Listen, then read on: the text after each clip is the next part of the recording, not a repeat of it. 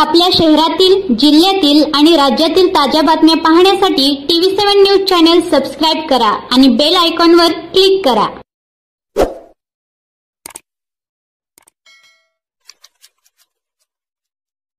आज वैद्यकीय कक्षाच्या माध्यमातून जे आपण आलेलो आहात त्याचा उद्देश काय आहे आणि लोकांना कसा लाभ मिळणार आहे? आपल्या राज्याचे लोकप्रिय आणि संवेदनशील मुख्यमंत्री सन्माननीय एकनाथजी शिंदे साहेब, त्याचबरोबर मुख्यमंत्री सहायता निधीचे कक्ष प्रमुख श्रीयुत मंगेश चिवटे सर यांच्या मार्गदर्शनाखाली आपण एक उपक्रमाची सुरुवात केलेली आहे, ज्याचं नाव आहे आरोग्य वारी आपल्या दारी।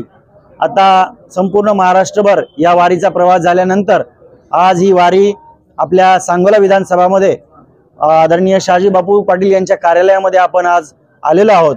आता या वारीचा मुख्य उद्देश असा आहे की राज्यामध्ये या मुख्यमंत्री सहायता निधीचं किती वितरण झालेलं आहे, मुख्यमंत्री सहायता निधी कसा मिळवावा, तो मिळवणं किती सोपं आहे याची माहिती आज पत्रकार बांधवांना देण्यासाठी मी आज या ठिकाणी उपस्थित राहिलो होतो।